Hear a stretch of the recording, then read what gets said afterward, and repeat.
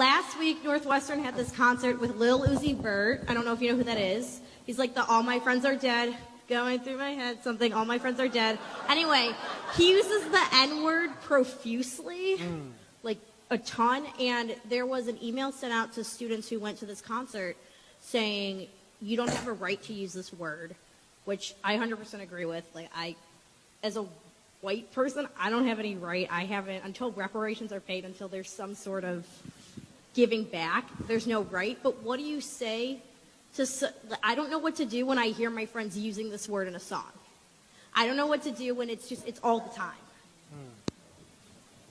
Well, I don't want to get into what people sing in their showers. If you want to sing the whole DMX song in your shower or whatever that dude's name, it's fine. I think people should understand the reasoning for why, and this is, divisive with even in the black community. Everybody doesn't agree with this. I'm sorry, I'm going to say the word, because I think, in the conversation, like if you had used the word nigger right just now, I would have understood what you meant, and I wouldn't have taken offense within the context of the question. I understand why you did that. Communities in general of people, well, let's start even more basic than that. Words don't have meaning without context, okay? My wife refers to me as honey. That's accepted and okay between us. If we were walking down the street together and a strange woman referred to me as honey, that wouldn't be acceptable.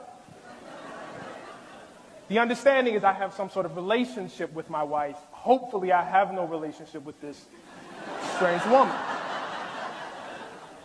When I was young and I used to go see my family in Philadelphia where my dad was from, they will all call him Billy. His name is William Paul Coates.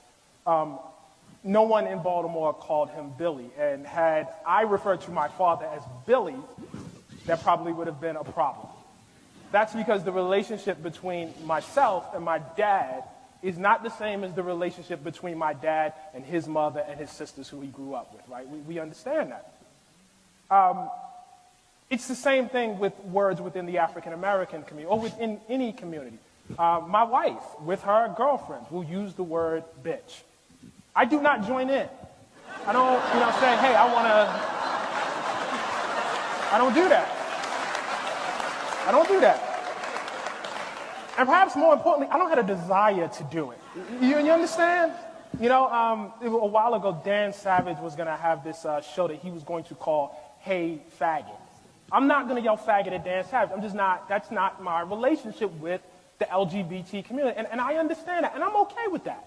I don't have a desire to, yell out the word, faggot. I just don't have that.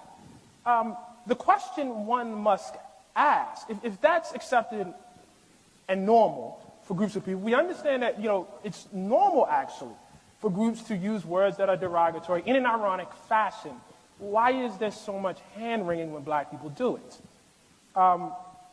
Black people are basically, however you feel about it, they're not outside of the normal rules and laws for humanity. I had a good friend who used to have this cabin in upstate New York, which he referred to as the white trash cabin. He was white. I would never refer to that cabin. I would never tell him I'm coming to your white trash cabin. I just wouldn't do that. You know what I mean? I think you understand why I wouldn't do it. The question one must ask is why so many white people have difficulty extending things that are basic laws, of how human beings interact to black people. And I think I know why. When you're white in this country, you're taught that everything belongs to you. You think you have a right to everything. You have a right to go where you, and you're conditioned this way. It's not, because your hair is a texture or your skin is light. It's the fact that the laws and the culture tell you this. You have a right to go where you want to go, do what you want to do, be however, and people just got to accommodate themselves to you.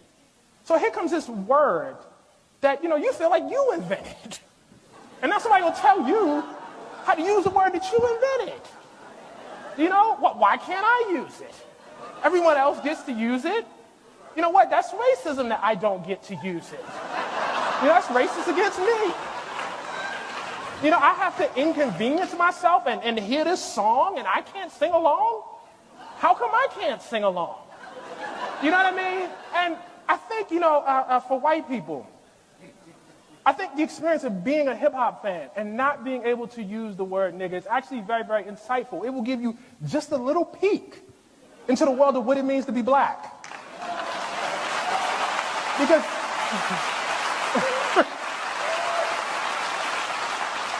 because to be black is to walk through the world and watch people doing things that you cannot do, that you can't join in and do.